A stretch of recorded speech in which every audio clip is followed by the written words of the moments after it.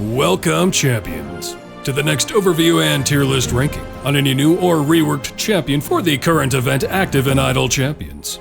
This is where we'll break down their mechanics and place them in my overall tier list for every champion in the game.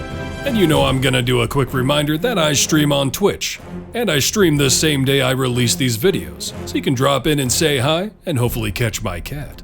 Last time around with Beetle and Grim, we had both of them drop on the same day. This event we're back to the normal, where we get the new champion first, and then a week later we get the rework. So we just have one champion to talk about today, and that champion is Vlithryn, the lawful good Triton cleric in seat 11. She serves the group as a support, healing, and control champion. Her melee attack will have her attack a random enemy, dealing one hit and knocking them back a short distance. Her ultimate will have her zap the enemy with the most remaining health and then empowering her attack with lightning for 15 seconds, which increases her attack speed and adds bud-based damage to her attacks for the duration. Now, let's talk about her formation abilities. She has Justice of the Depths, where she increases the damage of all champions in the columns in front of her. She further increases this with Pantheon of Blessings, where she increases the effect of Justice of the Depths for each global tier blessing you have unlocked, stacking multiplicatively, and this one does scale the pre-stack with equipment. Currently that means a total stack cap of 44. So being that it's pre-stack and we have 44 stacks to potentially work with, this will scale it up quite well. For her healing role, she has Cleric Clinic. Every second, Vlithryn heals the 3 most damaged champions for a flat amount of health. The amount is increased by 25% for each tanking champion in the formation. Realistically, again, we're dealing with normal healing numbers, so there's nothing huge here. She also has Revivify, however. When a champion is defeated, Vlithryn consumes a Revivify charge and screams in frustration, pushing back all enemies a short distance. She then casts Revivify and heals the defeated champion, bringing them back to life at full health. Vlithryn's Revivified charges are equal to the number of awful ones in the formation and reset upon changing areas. The effect of Justice of the Depths is increased for each Revivified charge used in the current area, stacking multiplicatively. So this is a way to keep your formation in play while also increasing her damage buffing. She also gains Divine Intervention, which gives her 1 Dire Straits stack every time she effectively heals a champion with Cleric Clinic. When she reaches 30 stacks, Persona appears and blesses her with the following. Revivify immediately gains an additional charge. Justice of the Depths is increased for each Dire Straits stack, stacking multiplicatively. The healing amount of Cleric Clinic is increased for each Dire Straits stack, stacking additively. Dire Straits stacks continue to increase after Persona appears, up to a maximum of 100. Upon changing areas, Vlithryn loses up to 25 Dire Straits stacks. And if her stacks drop below 30, Persona disappears, taking his blessings with him. Now let's talk about her specializations. All of these are different ways to buff up her Justice of the Depths even further. To start, she has Who Else Would Save Them? Vlithryn increases Justice of the Depths damage bonus for every champion in the formation with an int score of 12 or lower, stacking multiplicatively. This is clearly made to tie into BBEG. Now this first one has a base of 200%, but the next two have a base of 300%, so they'll scale just a little bit better. Second, there is Help the Unfortunate, where Vlithryn increases the damage bonus of Justice of the Depths for each champion in the formation with a total ability score of 78 or lower, stacking multiplicatively. And this is clearly meant to just tie into the Awful Ones affiliation as a whole, as they all meet that requirement. Lastly, she has Spreading the Word. Vlithryn increases Justice of the Depths damage for each unique species in the formation, stacking multiplicatively. This is a pretty good one to work with if you don't want to focus on intelligence or ability scores, as there is quite a variety of races in this game, and a lot of good buffing ones at that. And so far, the Awful Ones are all different races, so that fits right in as well. So what about her equipment and feats? Again, overall her equipment's going to be pretty good because she has a pre-stack for a formation ability that has 44 stacks and stacks multiplicatively.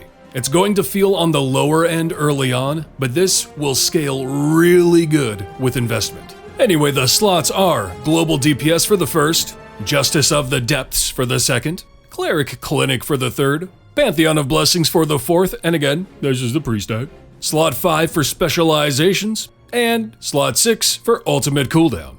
Her feats are overall average, but she does have a few feats to scale her pre-stack, which is always important. But one of them is shop locked for the first 90 days, but will be able to attain it after 90 days through other means. And for the only unique mechanic hidden in her feats is the ability to increase the number of her revivified charges by 2. What's up with her achievement and variants? Her achievement is rather simple, requiring her to use her Revivify 20 times in a single adventure. Just be sure you have some charges and let people die and be revived in a single run 20 times. Her first variant starts her in the formation, she cannot be moved or removed, and only Vlithryn and champions in the columns in front of her can deal damage, which isn't too bad since she buffs everyone in front of her. Vlithryn starts in the formation for the second as well, but now she starts with her Cleric Clinic ability unlocked. She can be moved, but not removed. After Area 10, a random champion is engulfed in flames every 5 seconds, dealing 60% of their maximum health and damage, which her heal is not going to cover. But this damage is reduced by 10% for each potion of heroism active on the party. The third variant, of course, has Vlithryn start in the formation, but this time she has her Spreading the Word specialization choice unlocked and selected, which for a reminder is the species one. You cannot use Potion of Specialization on Vlithryn either, she's stuck with it. Only one champion of each species can be included in the formation at any time. Champions with multiple species count for all of them. Good luck using Ren. And keep in mind any race swapping feats you have on, because that will cause further restriction. Moving on to her availability, it's not going to be that great, but it's not the worst. For day 1 trials, she's available for 4 out of the 6, being locked out of the Dexterity and the Charisma. And because of that Charisma, she's not going to be available for Zariel as well, but she is available for the rest of the patrons. So she's knocked out of 1 patron and knocked out of 2 day 1 trials restrictions. So where's she going to make it on the overall tier list? Well, she can reach pretty good numbers with some heavy investment. She's still good early, but only gets better and better because of a 44 pre-stack multiplier. And there's always the chance we're going to get even more blessings in the future, which will just make this better and better. I'm going to put her up with Volo in the A-. They're kind of similar in that Volo has multiple pre-stacks that add up to a big number, and Vlithryn has one big pre-stack buff, as well as other means to scale her main damage buff, and they both don't have the greatest availability. Now, what about the champions tied to this event's flex slots? Let's take a look.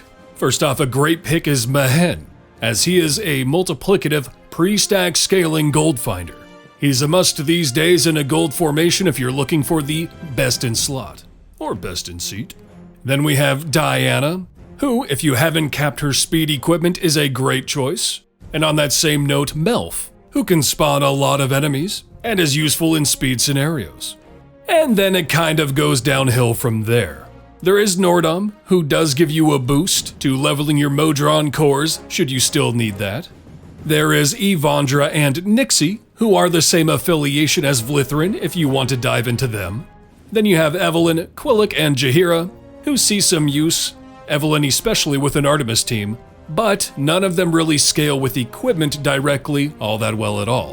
And then lastly we have Kreidel, who is an excellent tool in your roster of champions, with his evasion and bud damage dealing mechanics. But those abilities are standalone and don't rely on equipment.